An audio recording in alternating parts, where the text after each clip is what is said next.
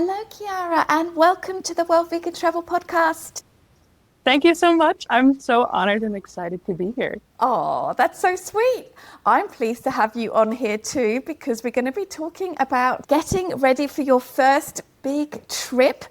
I wish I was in a position to have those exciting feelings, because my first big trip was quite some time ago now. So I'm really excited to feel those feelings again, or at least hear those feelings again. So Kiara, before we dive in, can you please introduce yourself in your own words, who you are, what you do in this travel vegan space? I like to describe myself as artist, adventurer, and human. I have a theater background, so that's why my brain went actor. But that's my email signature. I am a multi-hyphenate, so I do a million things, but it's easier to say that than actor, singer, dancer, photographer, poet, a bajillion things all at once, which we all are. But yeah, I'm a proud vegan of almost 6 years, and there couldn't be a better space for me than the World Vegan Travel Podcast. Oh, that's so sweet. Thank you so much. So you are about to embark on your first large-scale solo trip. What inspired this leap? I graduated school in 24.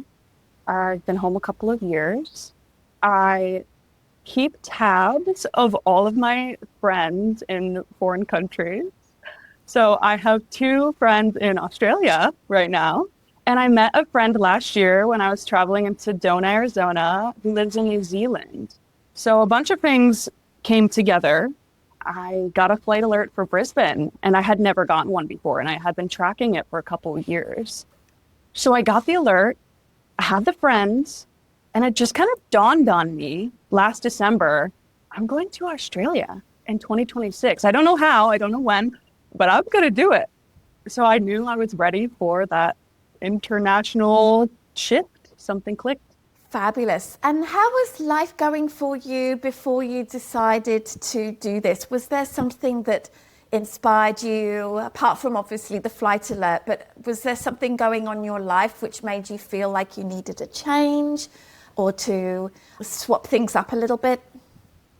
Yeah. So I came home from school because my mom was sick, so she passed. So there's that whole thing going on. I feel so inspired by my mom every day. She was a big traveler. I have a great job. I'm very lucky to have the job that I do, but I've been doing it every day for a year or so, and I'm just ready to step into trust into what my life can be if I really open that door and take that step. And that excites me so much. So I'm just ready to shake it all on up a little bit and hop on a plane and see what happens. Awesome. So when is the trip actually going to happen? Yeah, so the trip is March 20th. I have 8 more days at my job and 20 more days existing in the US for a while. I'm only going to be gone a month and a half. I don't have my flight back though, but it feels so big. It feels huge. For listeners, we're recording this on the 28th of February. So maybe by the time it airs, you will already be in Australia. But right now it's in that really crazy, exciting time. It's for this big first trip. Yeah. So you decided to do it. And by the sounds of it, you were just like, gung-ho, gonna do it. But were there any kind of feelings that you had that made you kind of have doubt or fear that you care to share with our listeners? Leaving my job, for one thing, I think for a lot of people, we just get comfortable. And that's okay. I have been making a stable income. I've been seeing my friends that I grew up with. But I try to focus on the good rather than anxieties, because if I open that door, it's almost overwhelming. I have a partner in the US, and she graciously is like, heck yeah, dude, go travel the world. I know you want to do that, and I'll be right here when you get back. Aww. Lots of anxieties, But I feel like if me, anxious girl from Ohio suburbia plus vegan, can travel, anyone can do it. Fabulous. So what do you actually have planned for this big trip coming up? Yeah. Or maybe you're just going to throw caution to the wind and just let it all unfold, or something in between.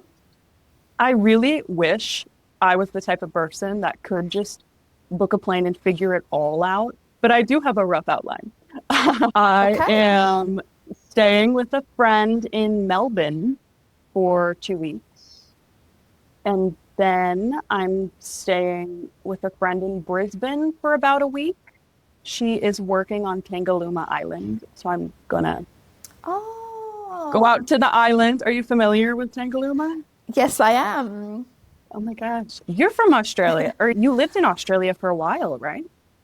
Yeah, I moved to Australia when I was 18 with my parents. We emigrated. I thought I was going to stay there forever, but I ended up getting itchy feet and traveling. But my brother lives in Brisbane, and my Cool. parents moved to Brisbane about 5 years ago to be closer to my brother and his family.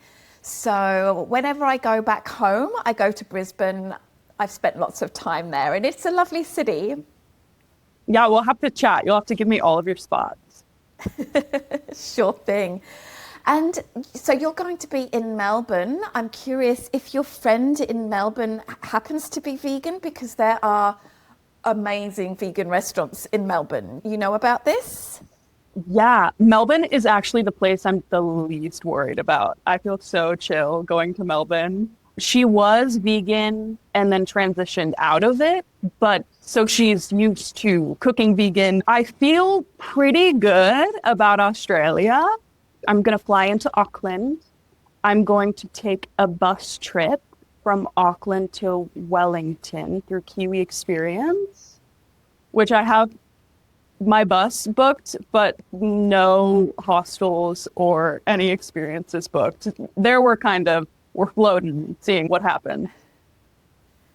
Then I have a friend from college who is going to join me in Wellington, and we are going to road trip the South Island, fly back to Wellington, hang out with my friend who lives on the east side of the North Island of New Zealand, and then go back to Auckland and then fly back to the US. So rough outline is here. That's all I got. I love that you have friends living in all of these different places. It makes a huge Absolutely. difference, especially when you're young and, maybe on more of a budget. Because if Yeah. you can stay with a friend, that is a huge expense saved. That's the bulk of it. Sure, are probably about $50 a night these days in a shared room in a hostel, for example. And then as long as we are being good guests to our friends, then you can save a huge amount of money. It's awesome. I did that all the time when I was younger. It's so smart. As we were preparing for this podcast, you shared with me a quote that really resonated with you. I think it was from like the Instagram handle awaken_one_, that travel breaks the illusion that your current life is the only possible one. Why did that resonate with you so much? I feel that travel is such a gift, especially where we're at in 2026. You can hop on a plane and be on the other side of the world in 25 hours. I'm going to be there in 25 hours and I'm going to gain a day. I feel that you can live multiple lifetimes in one lifetime in that way. And why wouldn't we want to take advantage of that? When you feel comfortable, when you feel run down, when you feel stuck, there is always another life waiting for you if you want to open that door. I think that's a really beautiful thing. That post also mentioned that taking a huge trip is sometimes as helpful to you as being in therapy for 10 years because you just encounter so much. It broadens your horizon so much. And I think life's all about expansion. That's the number one thing you can really do to expand your brain, your life, for sure. Yeah. It's interesting that you say that, or you mentioned that quote. I went to have a look at the whole post before we jumped on this call today, and it definitely is a beautiful post. And I agree with most of it, all of it. I have had similar experiences. I always find when I travel, I have a lot more clarity and motivation to do things when I get back home.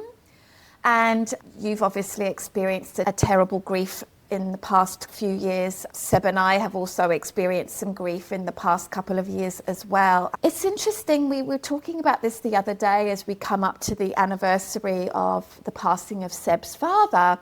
Every time that we have travelled following a period of grief, it's kind of like pushed us along that grief process a little bit. I don't know what it is. I don't know whether it's just because you're so distracted because there's so much stuff going on, or just because you're experiencing life, but it feels like you've just sort of taken a fast track through the grief process. So like a 2-week trip is the equivalent to, I don't know, 3 months if you were staying at home. I don't know if that's true. I don't know whether there are other things at play, but definitely getting out there and traveling and experiencing the world has definitely helped us go through the grieving process for sure. Yeah, and I didn't even really think of it like that, but that's totally true. My mom, when she was my age, she was teaching English in Ecuador. She was teaching English in China.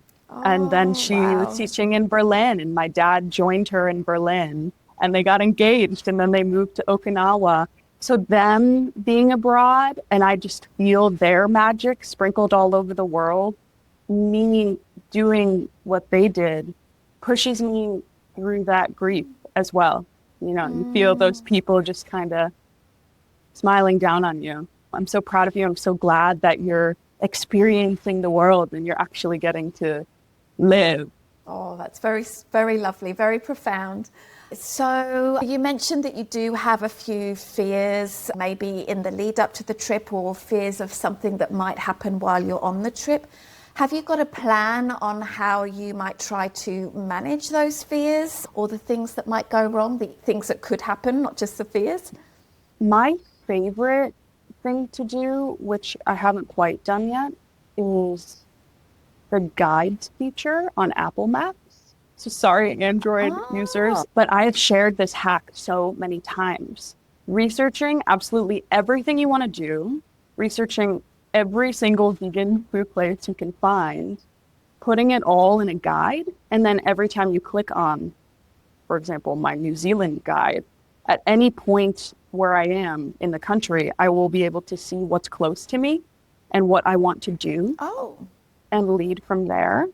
That's what my dad and I did in Ireland together. That I'm probably going to employ first when I get time to make my guide.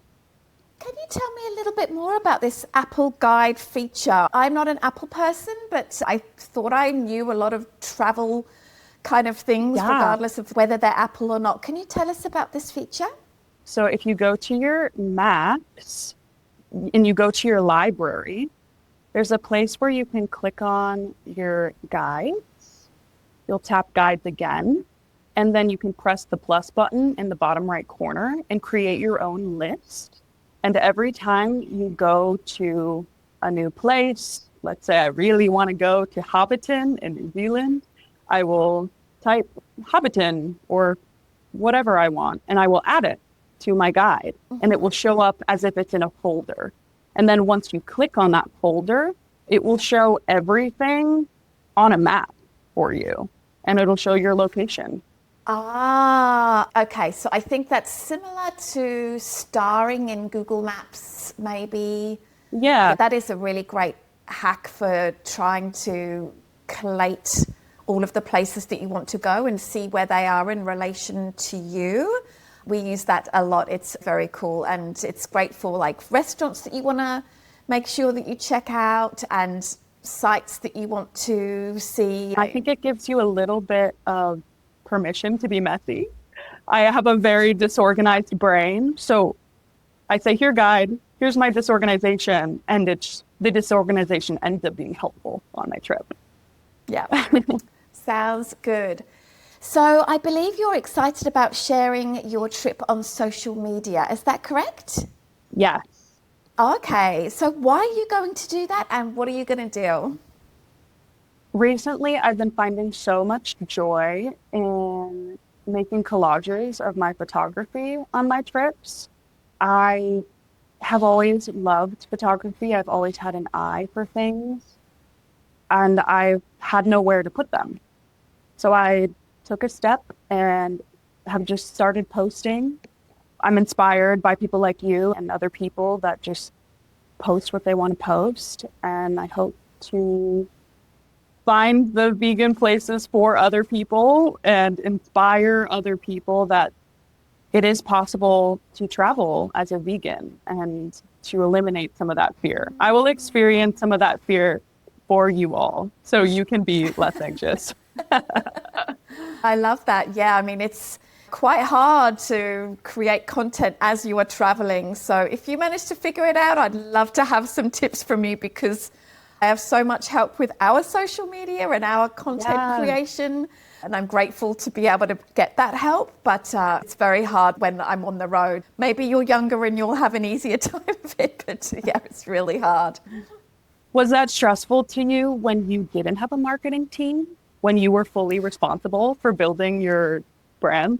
Yeah, we definitely get a lot of help with social media, both with the creation and then the posting. I still do some of it and I can't just completely hand it over to somebody else. I still have to, find footage and approve all of the posts, and maybe there isn't the optimal clip that we've come a long way, I think, in about 18 months or so, and I'm very grateful to Alina and Rochelle who helped me with that. Yeah, I mean, it's always difficult, I think, at the start of your business journey, this whole marketing thing, and it's so frustrating at times, but it's worthwhile, even if it just feels like a total slog. Is there something that you would like to do with your Instagram audience if and when you get into a groove and it becomes something that you're excited about and you're getting a lot of engagement with? Yes, I 100% would love to start doing group trips. I feel like that's something a lot of people are interested in, but I'm so inspired to do a group trip to Ireland. So many people after I went to Ireland told me, I want to go. And I've become their point person for that. So I would love to explore more so I feel like I can confidently lead people through a foreign country. I just love community spaces and girlhood. I would love to curate some women's retreats. Yeah, I'm just dreaming right now. Amazing. I would love to ask you, as kind of a veteran of vegan travel, do you have any anxieties anymore in general or finding vegan food options? And what would you recommend to people that are kind of fighting through that? I don't really worry too much that I'm going to go hungry.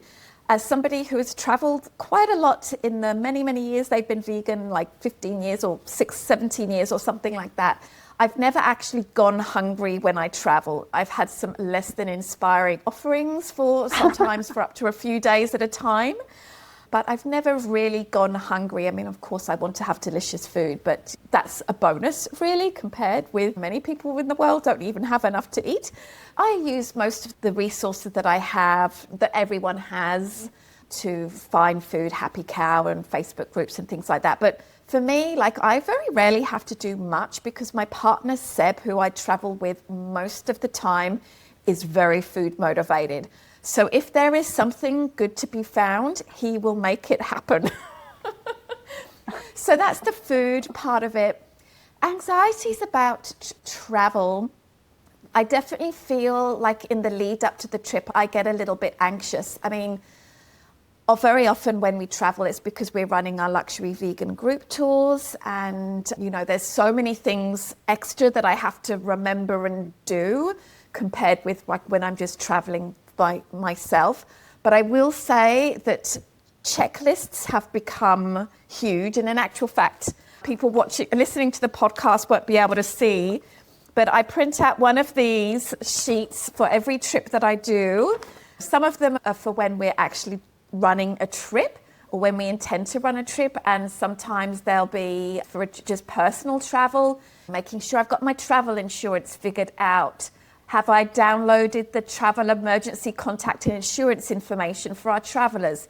Have I checked the allergies or food preferences? Have I done all of the printing that I need to do? Have I got the relevant transport cards like my Pasmo pass for Japan and any leftover currency from last trip? So I have it all in here, and this is helpful. And then I even have one for after the trip. Most of these are connected with running our group tours.